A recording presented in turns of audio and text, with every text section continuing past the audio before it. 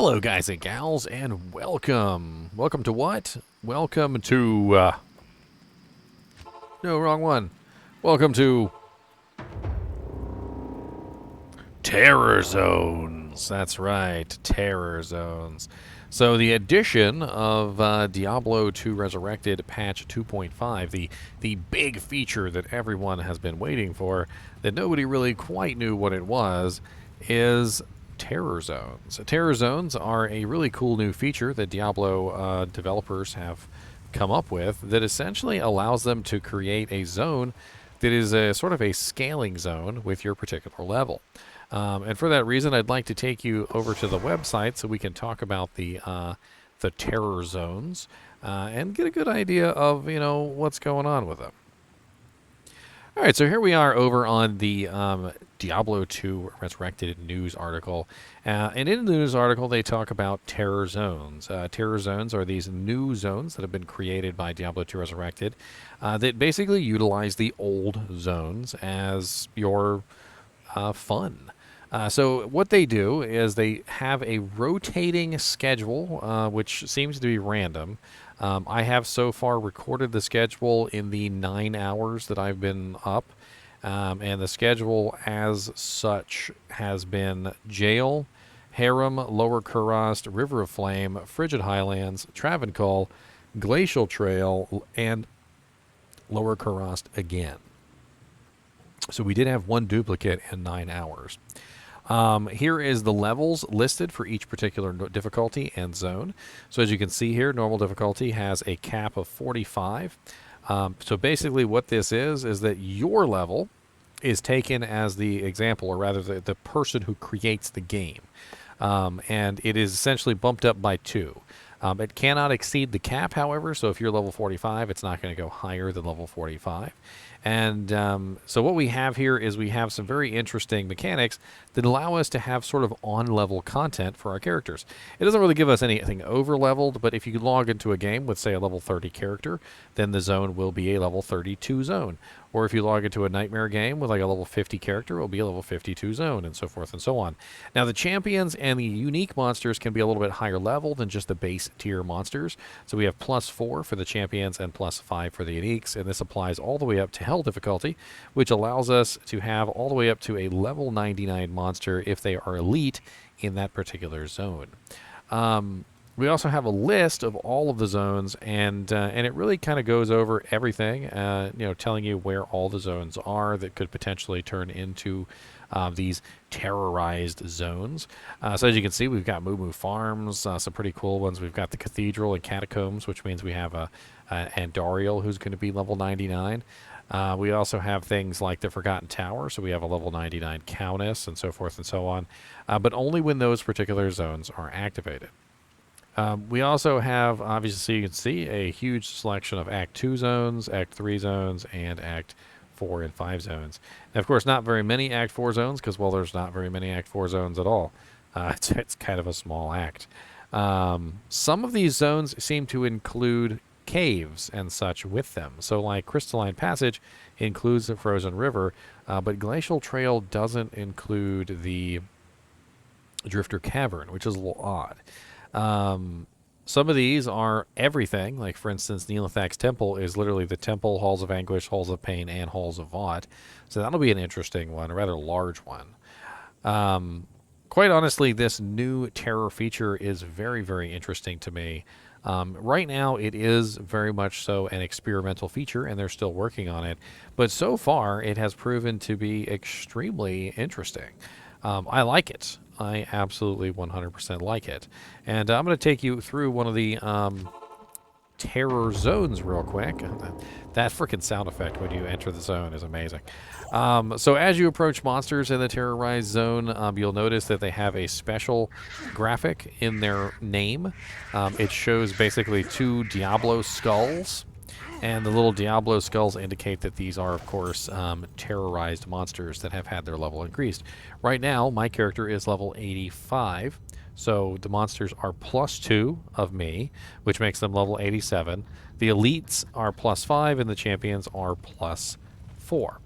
So whenever I come across a champion, they're obviously going to be a little bit higher level than I am. And this elite right here is, instead of level 87, he's actually level 90 because he's 5 levels higher than I am, not 2 levels higher than I am, which is pretty sweet. However, they put caps on all of them, so depending on what difficulty you're on, like you can't take a level 99 character and go to like Nightmare difficulty and get a level 99 monster. That doesn't work that way.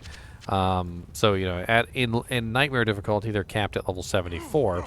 So if I were to take this same exact character to Nightmare difficulty as an interesting experiment, all of the monsters in Lower Kurast would essentially be level 74, which is the highest level that they can possibly be in Nightmare difficulty, which is actually kind of cool because it allows people to farm in lower difficulty settings at a little bit higher level than they probably otherwise normally would be able to. I need a key. So these are all level 71 monsters, and level 74 is the highest that the elites can go. As you can see up here at the top, we have a little indicator which says Terrorized 71. Now, there are some issues that I've found with this particular system, and I'd like to go over them. Number one is the monster density. It really doesn't seem like there's enough monsters. As I run around inside the zone, you'll notice that for some reason or another, it seems like there's a complete lack of monsters. I will literally run for a very long period of time, and it feels like I'm not running into anything. And I don't know if this is a bug in the PTR or if this is something wrong with the terror like mechanic, but like you won't come across monsters very often in these zones. And the weird thing is that me, myself, and other people who I've talked to have kind of said the same thing, is it seems weird because the areas tend to have a higher density than this normally, but it's like the density has been lowered specifically for the terrorized zones. And I really feel like that is something that they need to address. Because the density is so low in these zones that it's kind of sad. Like, you spend half the time running around and you don't even see any monsters. Another thing is that I'd like to see the difficulty bumped up a little bit. I like the general idea. I like the level 99 monsters. I like how difficult they are. But I'd like to see this zone have a little bit more difficulty. Because you know, you're supposed to feel terror with these zones. They're terrorized zones, right? So so I'd like to see the density brought up, and I'd like to see the monsters a little bit more difficult to fight. Another thing that I'd like to see is I'd like to see some kind of boss monster in here. I really like the idea of these terrorized zones, but I would really like to see like just some kind of like main focus to the zone, like once everything has been settled. Like, you got the monsters at the high level, you've increased, you know, the difficulty of this particular zone.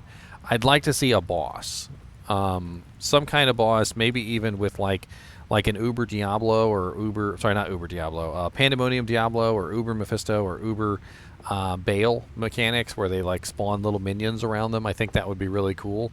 You know, just have like a boss in here that could be fought. Doesn't have to necessarily be Bale, Diablo, or Mephisto. It could be Iswal or Andariel or Duriel, or it could be any number of monsters. You could like take a Bishy Bosh and like beef up the Bishy Bosh so he's got like insane damage and hits you for like 10k fireballs or something. Like, I don't really care. Just have something in here as a focal point to kind of be like, okay, well, that's like the boss of the area. I mean, every area has something like this. Cow King has the Cow King, right? Chaos Sanctuary has Diablo. You know, Catacombs has Andariel. You know, most areas have some kind of focal point. I think that would really make a good change to this particular feature. I really do enjoy the going to weird areas. One of the first areas that we went to, as I told you guys in the beginning of this video, was the jail. That was actually the first zone. Not very many people go to the jail to farm. And I'm sure someone in the chat is going to say, I go to the jail to farm. But, like, the majority of the people never come back here. Most people don't even bother to get this waypoint because they know they're not going to come back here. But if there's level 99 monsters here to fight, then sure, you're going to come back here. Jail level 1, jail level 2, and jail level 3 are actually pretty good farming spots when they're level 99. There's a super unique in here called Pit Spawn Foul Dog. There are lots of ghosts, which means you get high rune drops, all sorts of interesting things. And speaking of drops, one of the things that we confirmed early on in our testing was that the monster's TC class actually does go up. So jail level 1 is a relatively low-level zone, and we confirmed that this particular zone's monsters had their TC class altered because we were able to find items that these monsters should not be dropping, that were way above their weight class, so to speak, in items. And this means that the increase in level actually does increase the TC class of the monsters and makes it so that you can find much higher level items in these particular zones than you otherwise normally would. Another very interesting benefit to this is that it makes it much easier to level to 99. Now, they have as much said this in the patch notes. They literally said, we want to offer an alternative to repeatedly farming Bale, Diablo, or Neelathak. We also want the journey to level 99 to be accessible to a larger population of players, full of variety, and most importantly, challenging. So basically what they've done is they've given us an alternative to farming Diablo, Neelathak, and Bale. And I think they've done a good job with it because not only does this give us somewhere else to go other than Diablo, Neelathak, and Bale when we're farming our butts off to get to level 99, what this also does is it allows us to have like a break in the monotony. It gives us new zones to go to every single time the hour changes, and sometimes those zones may be places we don't visit very often, and so it would be kind of fun to go to a place that we don't often visit. The constant change in scenery also potentially means that bots may have a much harder time farming these zones. Number one, because they're random, unless somebody figures out how to guess which one is next. And number two, because some of the zones might not be potentially very easy places to farm for bots. So you have potentially very good farming zones with very nice EXP that bots might not necessarily be able to even farm, which is not a bad thing. Now, granted, somebody could probably work out 36 different bot routes because that's how many different areas there are. I counted them on the list between Act 1, 2, 3, 4, 5. There is, and no 6, by the way. There is 36 different zones, and that's not including, of course, the additional zones inside of those zones. So, like, for instance, Worldstone Keep, Throne of Destruction, and Worldstone Chamber are all linked together as one zone. So when that comes along, you have access to all three. Whereas Glacial Trail is by itself, Frigid Highlands is by itself, and so forth and so on. So some of these are actually paired up with others, like Outer Steppes and Plains of Despair are paired together. Kuras Bazaar, Ruined Temple, and Disused Fane are all paired together. Flayer Jungle and Flayer Dungeon are paired together. Spider Forest and Spider Cavern are paired together, and so forth and so on. So if we're talking about the number of routes that you would have to take on a bot run, like, it would be kind of insane because you'd have to program routes literally for 36 different time, actual time runs. You'd have to check and see which one's the current one and then basically set your bot up to run those particular ones. I don't think they're ever going to do it. I think the bots will probably just stick with the standard runs and they'll probably ignore the terror zones, which is interesting. All in all, the terror zones, I think, I get a big thumbs up for me. They have accomplished many things. They have alleviated the boredom of Diablo, Bale, and Neelathak runs.